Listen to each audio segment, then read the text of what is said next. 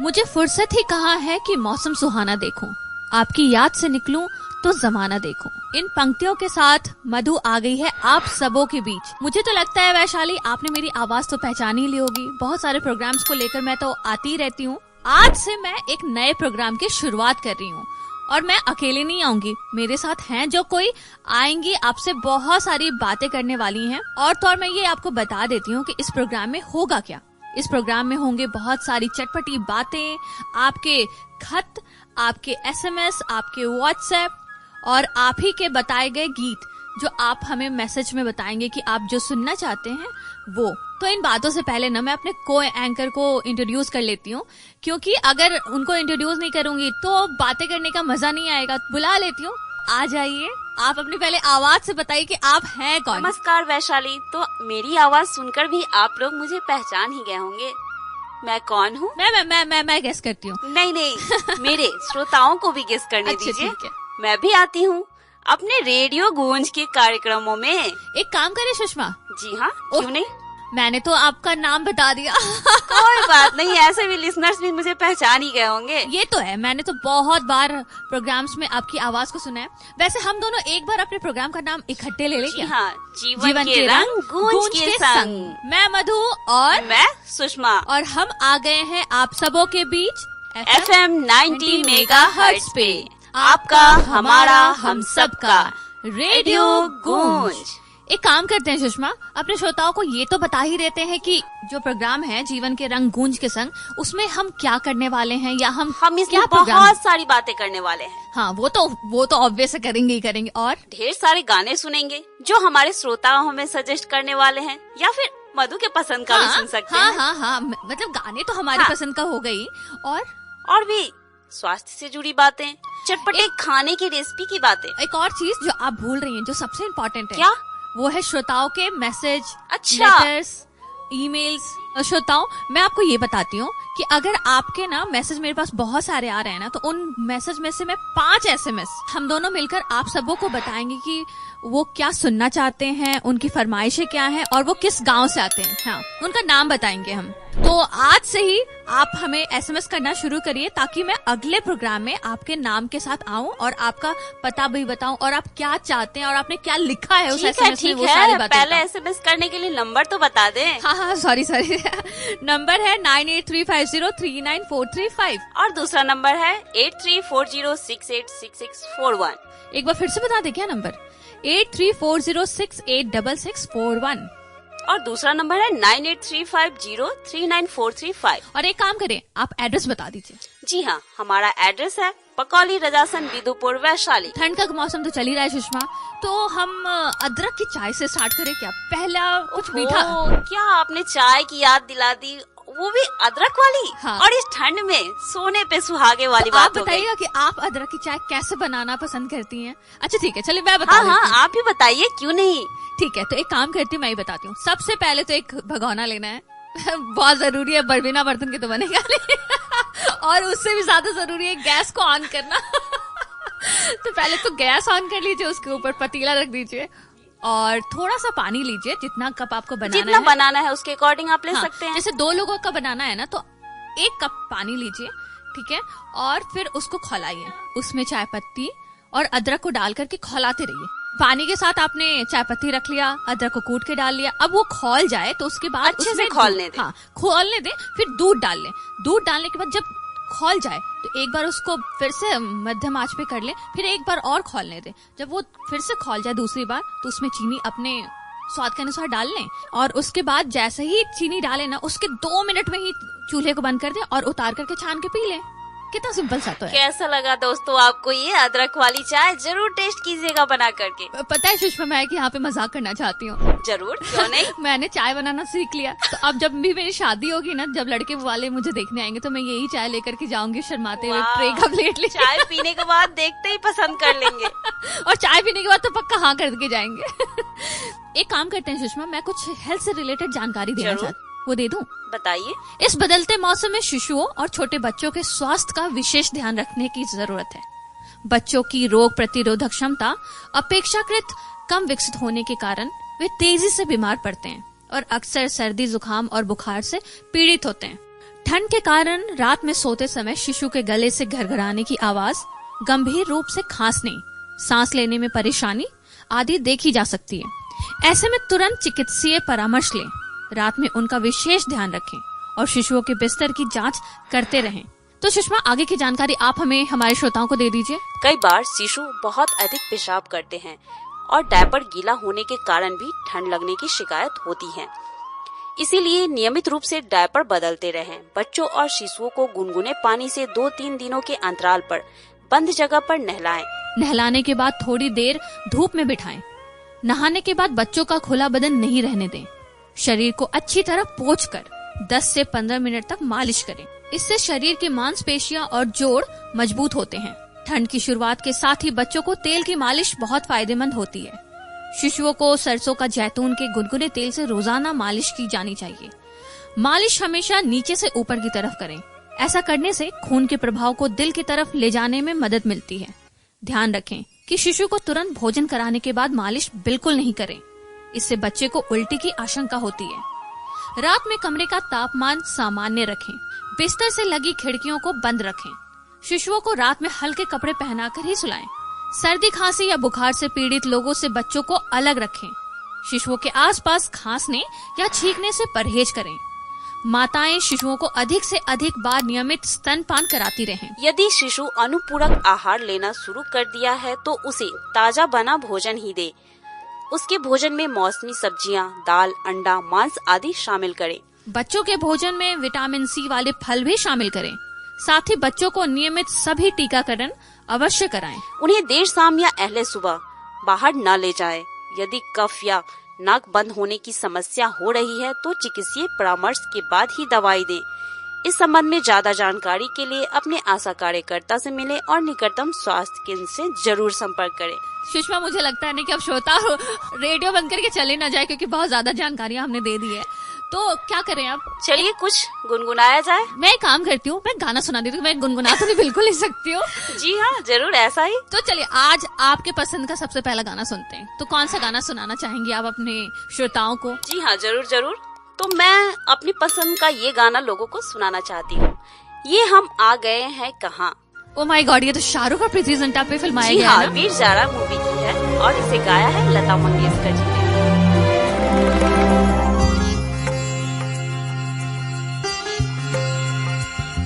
लहराती हुई राहें, खोले हुए हैं बाहें, ये हम आ गए हैं कहाँ। पलकों पे गहरे हल्के हैं रेशमी धुंधल के, ये हम आ गए हैं कहाँ। ये हम आ गए हैं कहाँ। सुषमा, आपको पता है शाहरुख खान ना मेरा फेवरेट एक्टर रहा है, और उसका गाना सुना के आपने जो मेरे मन में ना काफी लड़कियों के पसंदीदा ये अभिनेता है। मेरे भी हैं। तो मैं तो ये कह रही हूँ ना कि आपने गाना सुनाकर ये जो मेरे मन में ना वो दिल जो खुश कर दिया। दिल और दिन दोनों ही मेरे बहुत अच्छे जा रहे हैं आज। तो एक काम करते हैं, अब तो बहुत सारी बातें भी हो गई हैं, गाने भी हो गए, तो अब मैंने ये भी तो बोला था ना स्टार्टिंग में कि टीबी की बातें करेंगे। तो एक काम करते हैं, टीबी के बारे में भी जानकारियां दे देते हैं अपने श्रोताओं को। तो दोस्तों, ठंड में होने वाली बीमारियों के बारे में तो आपने देखा। शिशु की कैसे देखभाल करनी चाहिए बताया मधु जी ने आपको अभी। तो जरूर इसका खास ख्याल रखिएगा। और आपकी जानकारी देने से पहले मैं नंबर बता दूं अपने रेडियो गूंज का। श्रोताओं, अगर आपको स्वास्थ्य से रिलेटेड भी कोई क्वेश्चन पूछना हो या आप चाहते हैं कि मैं उनके बारे में जानकारियां दूं, सुषमा भी आपको उसके बारे में जानकारियां दे, तो उसके लिए तो आपको हमें कांटेक्ट करना होगा, और कांटेक्ट करने के लिए आपको नंबर चाहिए। तो एक नंबर मैं बता देती हूँ, दूसरा नंबर आप बता दीजिएगा। जी हाँ, मैं बता रही हूँ। व्हाट्सएप वाला नंबर 9835039435। जी हाँ, 9835039435। ये हमारा नंबर व्हाट्सएप वाला है, इस पे आप व्हाट्सएप कर सकते हैं। दूसरा नंबर मधु जी आपको बता रही हैं 8340686641। 8340686641। आप इस पे चाहें तो कॉल कर सकते हैं। एक काम करते हैं सुषमा, हम ईमेल आईडी भी दे देते हैं। ईमेल आईडी भी देते हैं कि अगर आपको बहुत लंबा कुछ क्वेश्चन लिखना हो ना, क्योंकि व्हाट्सएप पे तो उतना लंबा लंबा कुछ आता नहीं है, तो आप ईमेल भी कर सकते हैं। तो ईमेल आईडी आप बता दीजिए। तो हमारा ईमेल आईडी है radiogooंजवैशाली123@gmail.com। जी हाँ, radiogooंजवैशाली123@gmail.com। ये हमारा है ईमेल आईडी, आप इस पे हमें मेल कर सकते हैं। और अगर आप चाहें तो आप अगर वैशाली के पास ही रहते हैं तो आप हमारे ऑफिस भी आ सकते हैं। उसका एड्रेस है पकौली, रजासन, बिद्दुपुर, वैशाली। रेडियो गूंज, आपका, हमारा, हम सब का अपना रेडियो, रेडियो गूंज आ Yes. गया है वैशाली वालों के घर आंगन तक। तो सुषमा, सबसे पहले तो आप टीबी के बारे में जानकारियां दे रही थी, तो आप वो कंप्लीट कर लीजिए। यक्ष्मा या टीबी संक्रामक बीमारी है, लेकिन इसका इलाज संभव है। यह एक माइक्रोबैक्टीरियम ट्यूबरकुलोसिस नामक बैक्टीरिया के कारण होता है। दुनिया भर में होने वाली मौतों के कारणों में टीबी भी एक प्रमुख कारण है। भारत में हर साल लगभग 5.25 लाख लोगों की मृत्यु टीबी के कारण हो जाती है। भारत में वर्ष 2025 तक इसके संपूर्ण उन्मूलन का लक्ष्य रखा गया है। टीबी मुख्य रूप से श्वसन तंत्र या फेफड़ों और पाचन तंत्र को प्रभावित करती है। कुछ मामलों में यह शरीर के अन्य अंगों में भी हो सकता है। यह नाखूनों और बालों के अलावा खून के माध्यम से शरीर के सभी अंगों तक फैल सकता है। टीबी हड्डियों में भी हो सकता है, तब इसे बोन टीबी या हड्डियों में टीबी कहा जाता है। इसीलिए इससे बचाव के लिए पूर्ण सावधानी आवश्यक है। लक्षण दिखने के बाद सही इलाज और जांच कराएं। प्रारंभिक दिनों में इस बीमारी का सही इलाज होने से इस बीमारी से निजात पाया जा सकता है। इस बात का विशेष ख्याल रखें कि बीमारी ठीक होने तक दवा बिल्कुल न छूटे। ऐसे मरीजों को उचित पोषक आहार भी लेना चाहिए। एक काम करते हैं सुषमा कि आगे की जानकारी ना मैं थोड़ा सा दे देती हूँ, और जानकारी से पहले एक काम करें कि एक गाना सुन सुना लेते हैं। जाए। अरे वाह, हम दोनों की क्या बात संस्कृति है, मिलती है ना। तो इस बार आपकी पसंद का गाना सुना जाए। मेरे पसंद का तो आपने शाहरुख ले लिया है, तो मैं अब कोई अपने बात पसंद नहीं। का एक काम करती हूँ। माधुरी दीक्षित मुझे बहुत पसंद थी, तो उनका एक गाना था, ये मौसम का जादू है मितवा। तो ये गाना मुझे बड़ा अच्छा लगता था जब मैं छोटी थी ना, तो मुझे ऐसा लगता ऐसी फ्रॉक पहन के मैं भी डांस करूंगी एक दिन। ये मौसम का जादू है मितवा, ना अब दिल पे काबू है मितवा। नैना जिसमें खो गए, दीवाने से हो गए, नजारा वो हर सू है मितवा।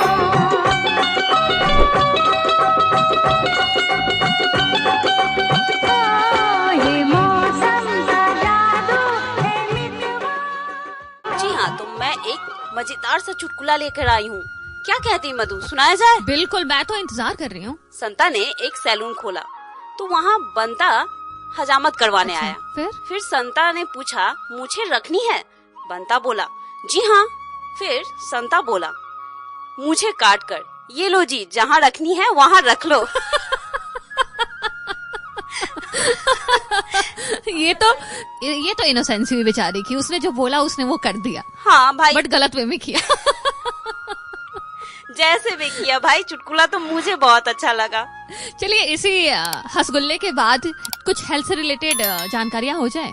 एक काम करते हैं सुषमा, आप टीबी के लक्षण बता दीजिए। भूख नहीं लगना या कम लगना, वजन का अचानक कम हो जाना, बेचैनी और सुस्ती रहना, सीने में दर्द का एहसास होना, हल्का बुखार रहना, रात में पसीना आना चाहे मौसम ठंड का ही क्यों न हो, थकावट होना और सांस लेने में परेशानी होना, खांसी में बलगम और बलगम में खून आना, कभी कभी जोर से अचानक खांसने पे खून का आना, गर्दन की लिम्फ ग्रंथियों में सूजन का होना, वहीं फोड़ा होना, गहरी सांस लेने से सीने में दर्द होना, कमर की हड्डी पर सूजन होना, घुटने में दर्द होना, घुटना मोड़ने में परेशानी आना, महिलाओं को बुखार के साथ गर्दन में जकड़न आना, आंखें ऊपर चढ़ना और बेहोशी आना ट्यूबरकुलोसिस मेनिंजाइटिस के लक्षण हैं।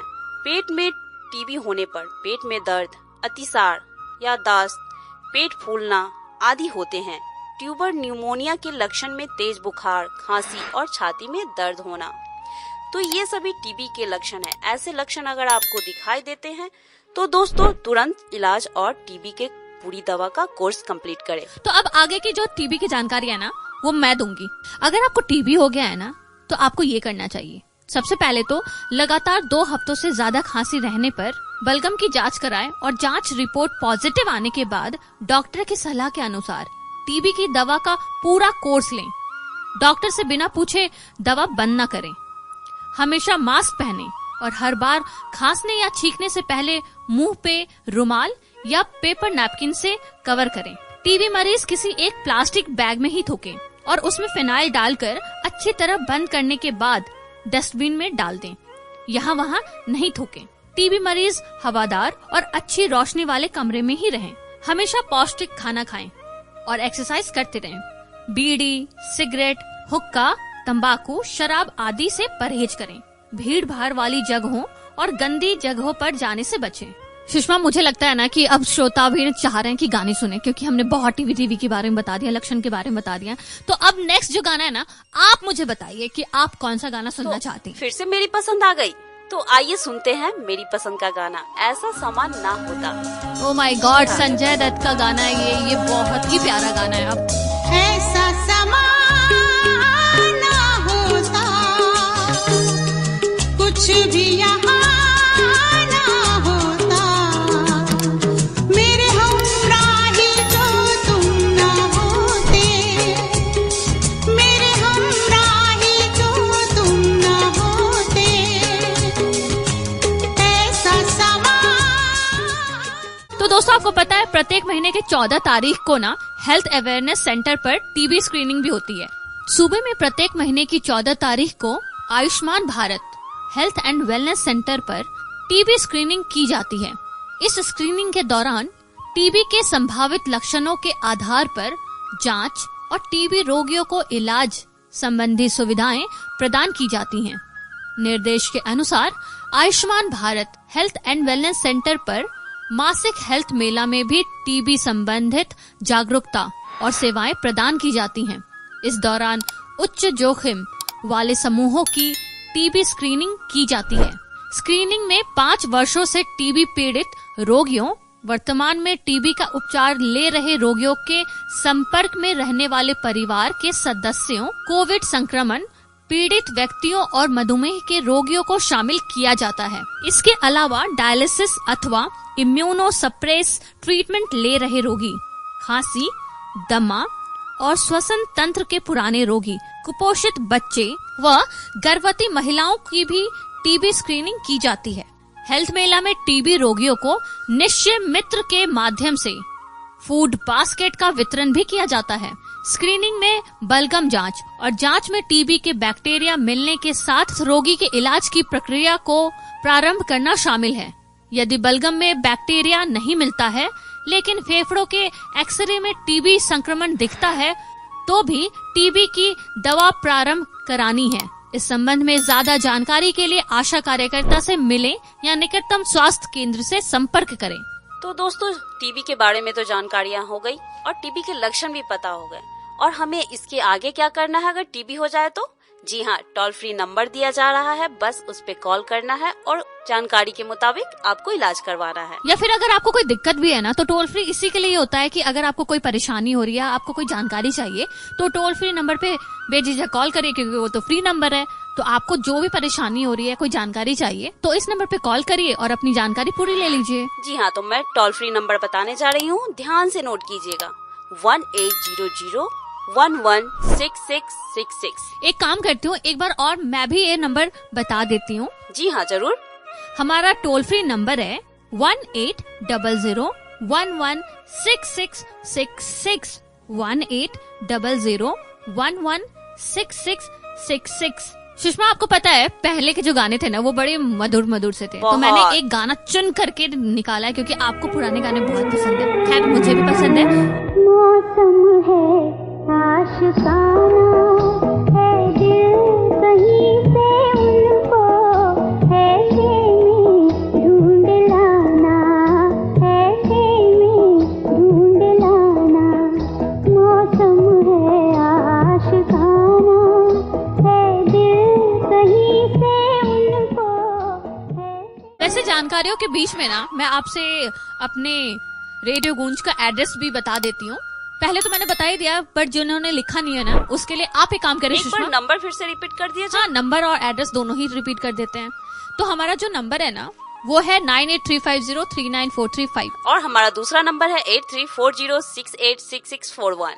और आपको पता है आप हमें ईमेल भी कर सकते हैं। तो ईमेल आईडी है हमारा रेडियो गूंज वैशाली 123@gmail.com। रेडियो गूंज वैशाली 123@gmail.com। जी हाँ, और हमारा पता है पकाली रजासन बिदुपुर वैशाली। मुझे तो लगता है ना वैशाली वाले अगर चाहे ना तो आप हमें SMS कर सकते हैं, व्हाट्सएप पे टेक्स्ट मेल कर भी सकते हैं, मेल कर सकते हैं और तो हमारे पते पे भी विजिट हाँ, कर सकते हैं। आप चाहे तो आप हमारे सीधे पते पे आ जाइए और हमसे बात कर लीजिए और अपनी बातें बता दीजिए।